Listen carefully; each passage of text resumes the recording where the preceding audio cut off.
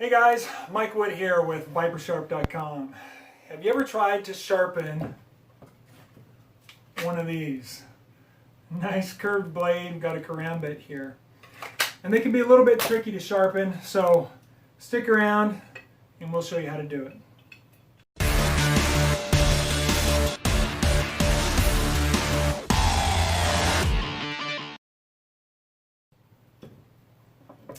Alright guys, thanks for sticking with me. We're going to get this in the clamp and talk a little bit about sharpening a Karambit.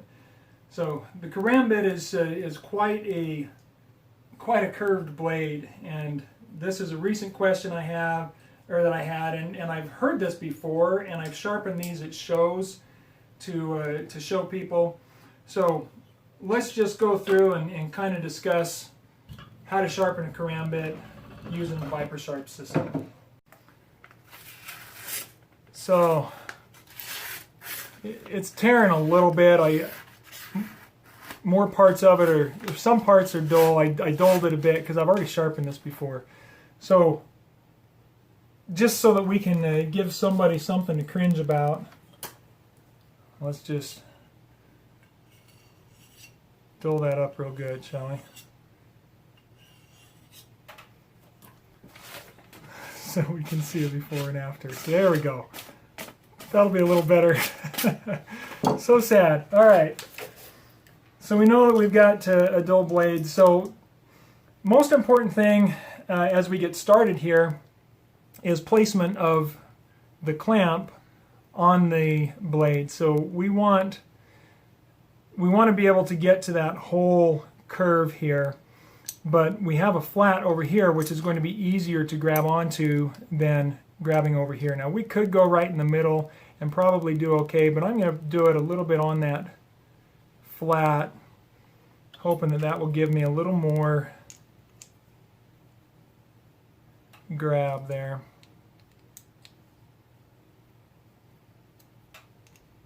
So we will tighten that down good, and this is part of the reason for doing a hex key, a hex head screw here instead of a thumb screw, because especially with a knife like this, you need to really crank that down, and most of us aren't going to get that tight enough if we're doing a thumb screw. So it's nice to have something that you can really crank down on it. You don't need to crank this down, on the other hand. Keep that thumb tight and just simple. Alright, now we want to put this, set that lock ring so that we are not coming off in the front of our blade. So that's good. And that's going to have to be a little bit higher, I'm thinking. And we'll put Sharpie on there so that we can see if it's getting to the edge.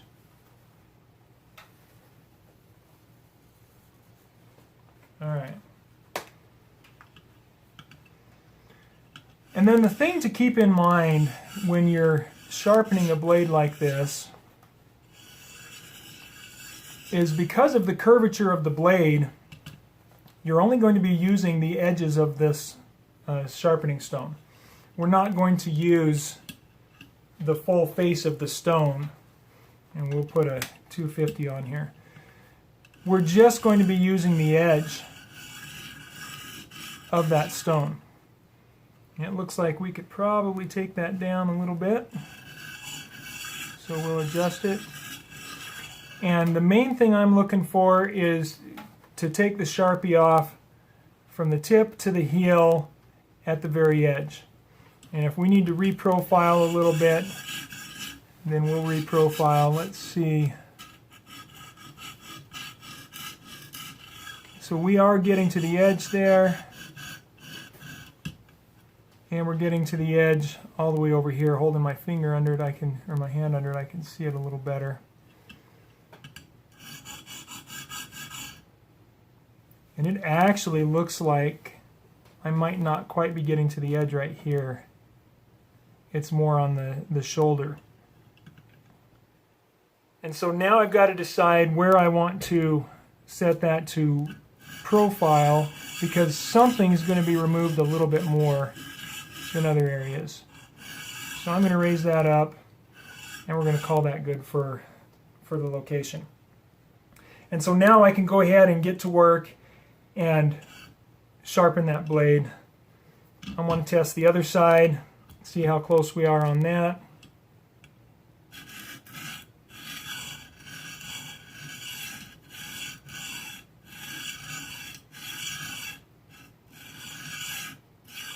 Now when I see a little bit more that we can definitely be steeper, so we're going to go ahead and bring that up a little bit. There we go. Now we're getting to the edge. Alright, and now I'm comfortable that we can go ahead and sharpen the blade so we can get to work. Now, some people have asked about a half-round blade, or I'm sorry, a half-round stone. If we had a half-round stone here, unfortunately what we have in the industry is it's either flat or it's a half round, which is half of a circle. And so if you look at where that's going to contact, if we're doing a half round, it's only going to touch the middle of the stone. If we're doing the flat, then it's only going to touch those outer edges, but the flat actually has more potential of contact there than a half round would. So what we need is a stone like this with just a real slight curve to it, and someday I might develop that, but of course that would be a very custom piece created that would take quite a bit of time. So let's go ahead and we'll start working on the, let's put some oil on it.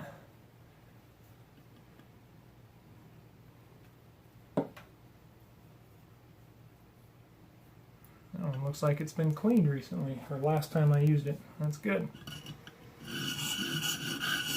So initially here we're reprofiling a bit. We're going to just take off as much as we can, so we're working in both directions.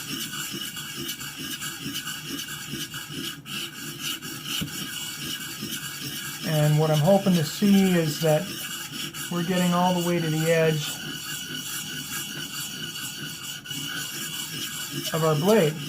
Now, I don't have to trust just my eyes for that, because we'll get a little bit of buildup from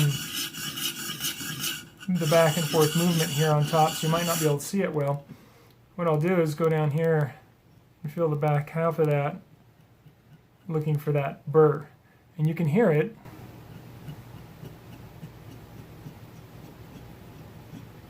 So starting right there,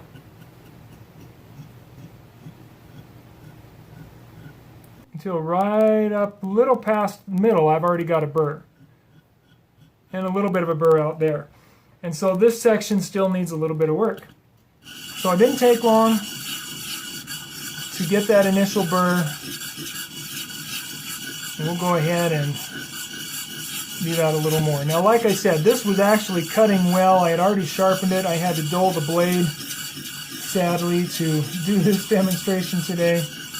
This is not a user. I don't carry this Karambit. I have it simply to show you guys how it can work.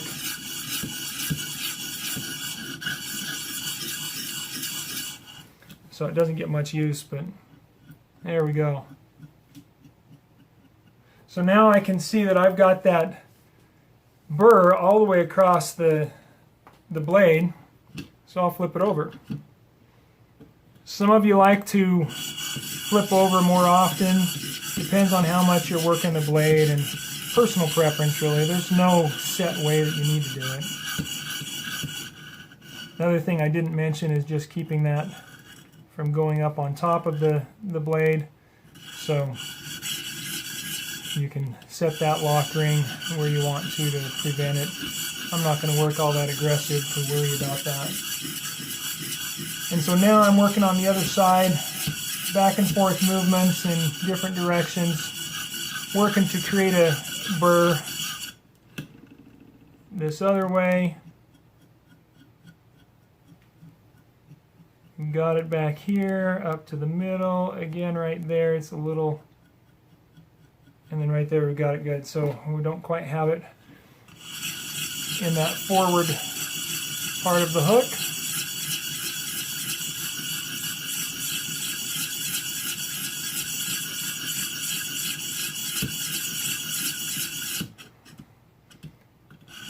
So we'll work that a little more till we can get that burr.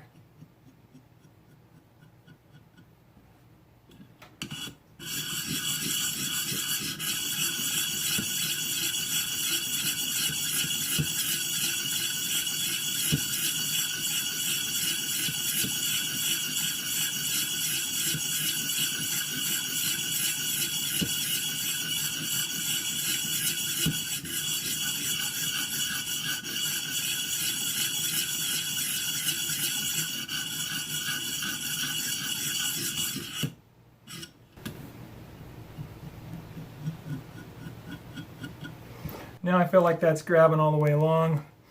Ultimately, the test that will tell us is the paper cut.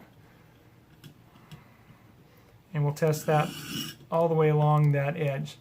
Now we're going to do our cleanup strokes. Just like you do with any blade, we're going to start at the heel of the blade and move to the tip of the blade.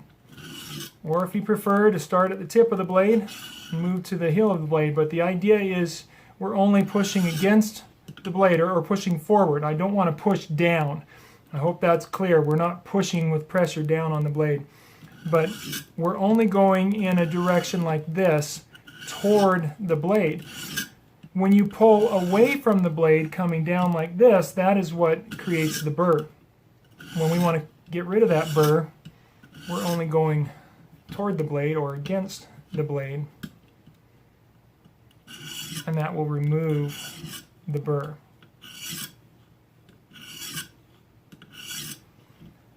And then we can move up to higher grits. We'll go ahead and do 400 and then 800 and possibly end with a 1200 grit.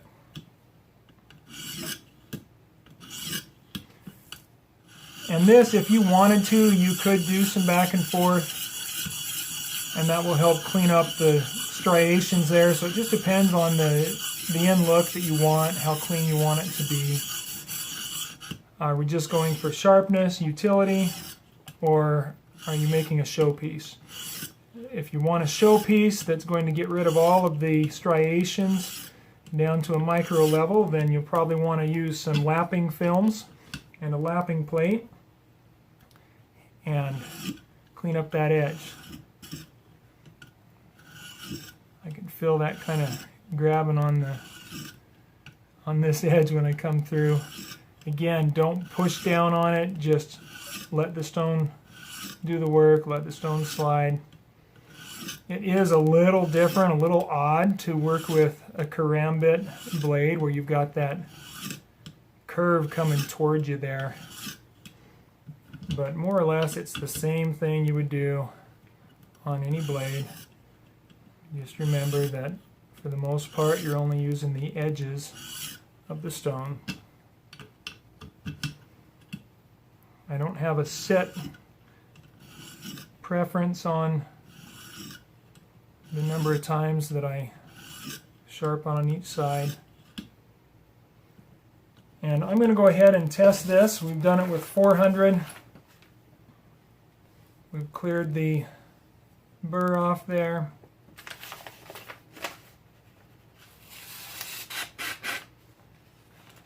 Now as you cut, test it all the way along the length of the blade.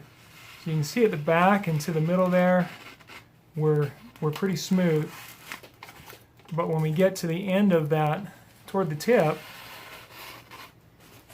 and I don't know if that's just my position or if it's actually the blade. I think it's more position. But you want to test the blade all the way along to make sure that it's sharp. So now we can just finish with 600 and 1200 and make sure that it's nice end sharp. In fact, I'm just going to jump right up to the 1200 here. I'm going to skip the 12 or the 600 today.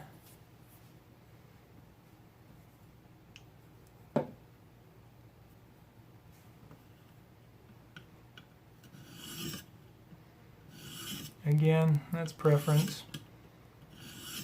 Do what you feel you need to do or want to do and what you're comfortable with. Give it a few strokes to clean up that edge.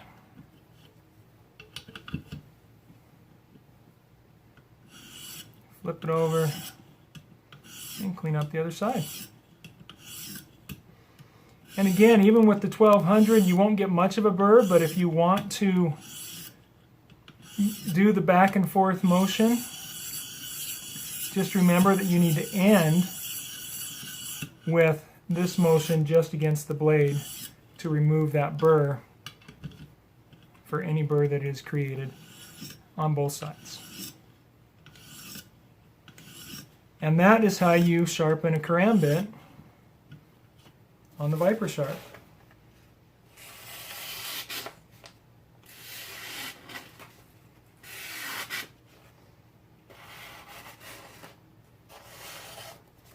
Nice and sharp.